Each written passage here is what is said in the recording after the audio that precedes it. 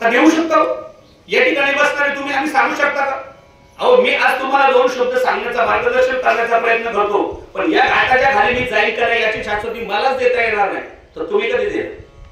नवे नवे साक्षात विश्वाचा कर्ता करायचा पांडुरंग परमात्माच्या भगवंतानी संपूर्ण सृष्टीची निर्मिती केली, त्या भगवंताला सुद्धा या मृत्यूतलावर जावंच लागले. येथे उरो नाही आले अवतार.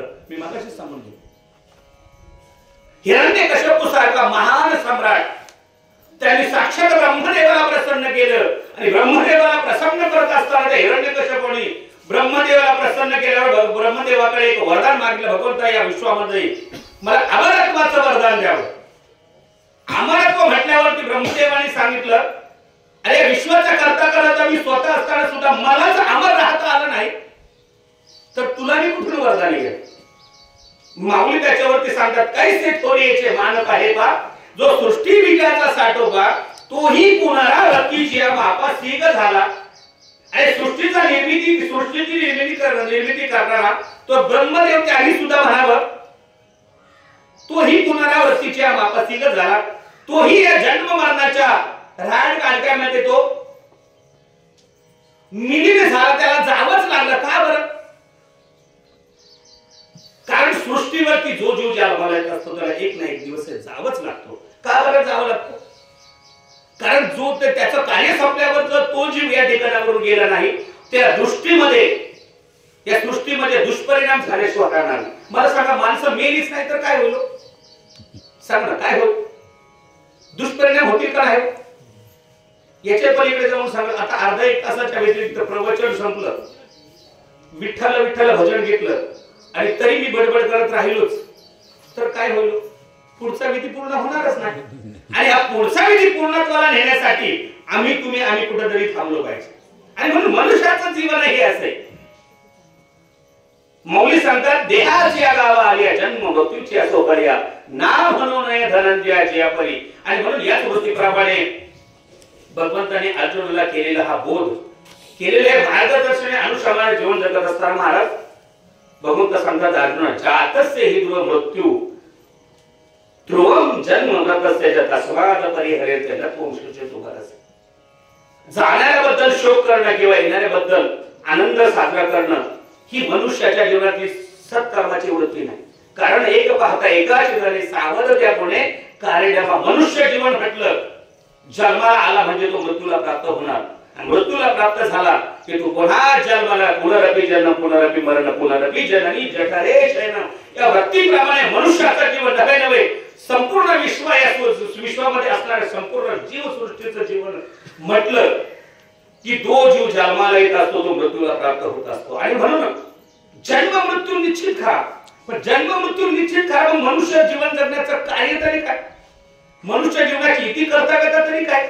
आणि म्हणून भगवंत सांगतात, जन्म मृत्यू निश्चित आहे खरा, पण जन्म मृत्यूच्या व्यतिरिक्त जो तो कालावधी तुम्हा आम्हाला शिल्लक राहिलेला आहे, जो कालावधी तुम्हा आम्हाला भगवंताने प्रदान केलेला आहे, जे जीवन तुम्हा आम्हाला प्रदान केलं आहे, त्या जीवनामध्ये काहीतरी सत्कर्म करून त्या सत्कर्माच्या अनुषंगाने, श्रेष्ठ कर्माच्या अनुषंगाने इति कर्तव्यता परिपूर्ण अवस्थेला प्राप्त करायची आणि आपल्या जीवनाचं सार्थक प्राप्त करायचं.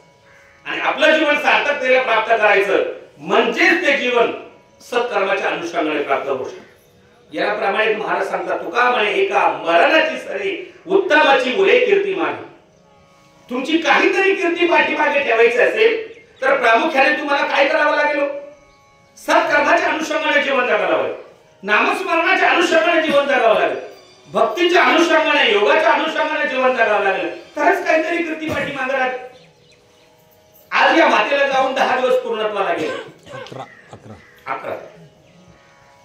11 दिवसानंतर या मातेच्या पिंडदानानिमित्त या ठिकाणी उपस्थित सर्व तुम्ही आम्ही भक्त भाविक या ठिकाणी उपस्थित आहोत. हे प्रवचन, हे कीर्तन, हे नामस्मरण कशासाठी असतं? मनुष्य गेल्यावरती काहीतरी त्याची राहिलेली अपूर्ण कर्म, काहीतरी राहिलेल्या त्याच्या इच्छा आकांक्षा, राहिलेल्या इच्छा आकांक्षा पूर्णत्वाला प्राप्त करण्यासाठी त्याला कुठं ना कुठं मोक्ष, कुठंतरी तो सत्कर्माच्या अनुषंगाने भगवंताच्या चरणापासून कुठंतरी स्थान मिळावं, या अनुषंगाने राहिलेली कर्म त्या कुटुंबातल्या व्यक्तीने पूर्ण अवस्थेला न्यावी, आणि सत्कर्माच्या अनुषंगाने त्या व्यक्तीची राहिलेली कर्म, नामस्मरणाच्या भक्तीच्या योगाच्या अनुषंगाने ती राहिलेली त्या व्यक्तीची कर्म पूर्ण अवस्थेला प्राप्त करावी. परिणाम या ठिकाणी केलेले पुण्य त्या ठिकाणी त्या व्यक्तीला प्राप्त होत असतात आणि मग त्या व्यक्तीला कुठेतरी मुक्ती, कुठेतरी मोक्षाचा मार्ग मिळवण्याचं माध्यम प्राप्त होत असतं. तुम्हाला सांगून जाईल पहा, कर्णासारखा एक शूरवीर योद्धा मरण पावला. मरण पावला आणि ज्यावेळेस तो वरती गेल्यावर त्या व्यक्तीला, त्या कर्णाला, प्रत्येक व्यक्तीला महिन्यानंतर त्या ठिकाणी भूक लागत असते. आणि 1 महिन्यानंतर कर्णाला भूक लागली आणि कर्णाने त्या चित्रगुप्ताला विचारलं की मला भूक लागली, मला खायला दे. कोण म्हणतंय? कर्ण. चित्रगुप्ताने सांगितलं जर तुला जेवायचं असेल, तुला भूक लागली असेल, तुझी भूक तुला तृप्त करायची असेल तर तुला या ठिकाणी जेवण किंवा अन्न मिळणार नाही. कर्णाने विचारलं असं का बरं? चित्रगुप्ताने सांगितलं तुला जेवण प्राप्त करायचं असेल, तुझी भूक भागवायची असेल तर तू मृत्यूदलावर अन्नदान केलेलं असायला हवं, काहीतरी दान केलेलं असायला हवं. प्रामुख्याने अन्नदान सर्वात श्रेष्ठ आहे. आणि म्हणून दान म्हटल्यावरती कर्णाला नवल वाटलं आणि कर्णाने सांगितलं मृत्यू तलावरती जाऊन पहा, सर्वात श्रेष्ठ दानशूर म्हटलं तर कोण होत?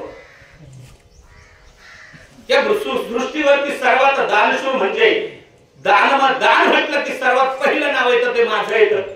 आणि तुम्ही कलियुगामध्ये दानच केले नाही असं का बरं? चित्रगुप्त म्हटला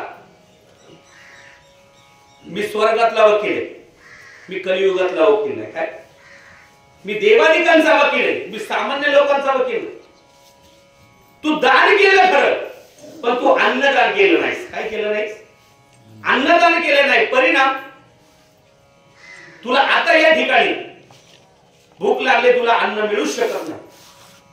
पण तू एक गोष्ट चांगली केली, ज्याला ज्याला अन्न लागत होतं, ज्याला भूक लागलेली होती त्या व्यक्तीला ज्यावेळेस काही लोक तुझ्याकडे अन्न मागायला येत होते त्यावेळेस तू एक बोट त्या धर्मराजाच्या घराकडे करून, त्या धर्मराजाकडे करून सांगत होता की तुला अन्नदान, तुला अन्न त्या धर्मराजाकडे मिळू. परिणाम तू एक गोष्ट चांगली केली, तू दान केलं नाही, पण दान केणाऱ्या व्यक्तीची दिशा दाखवून दिली, मार्ग दाखवून दिला.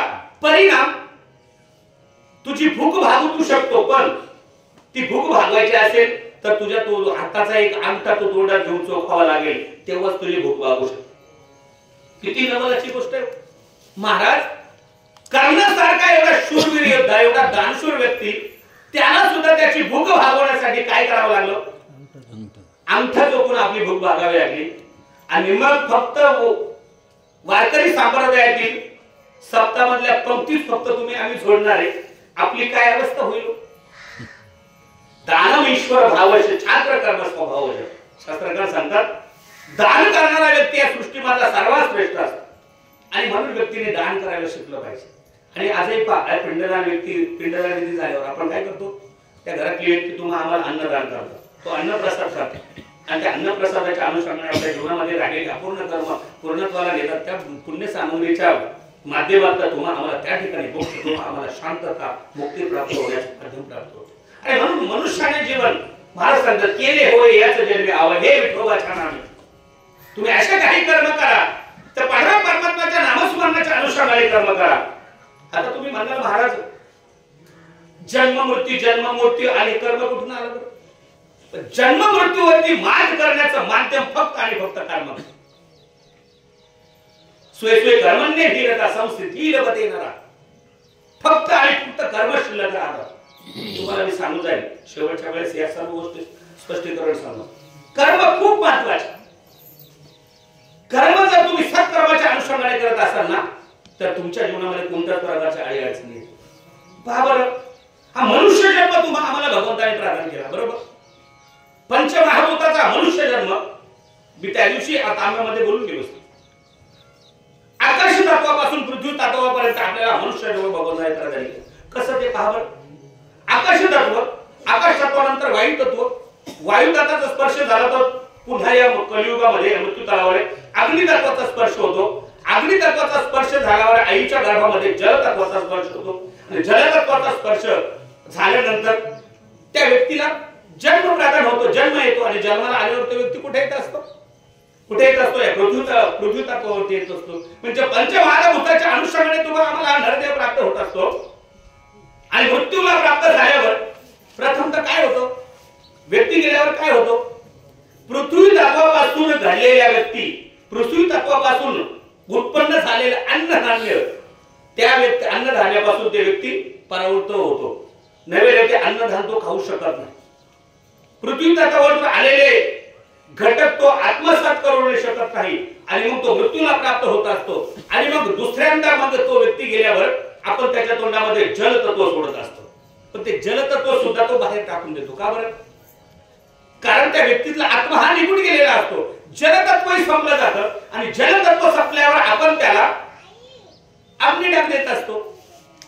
अग्निडाग दिल्यावरती त्या शरीराची राख होत असते. परिणाम राग झाल्यावरती राख हवेच्या अनुषंगाने वायू तत्वामध्ये विलीन होते आणि वायू तत्वामध्ये विलीन झालेली ती राख पुन्हा कुठे जाते, कुठे जाते, आकाश तत्वामध्ये विलीन होते. मनुष्य जन्म आला कुठून आणि गेला कुठून, जिथून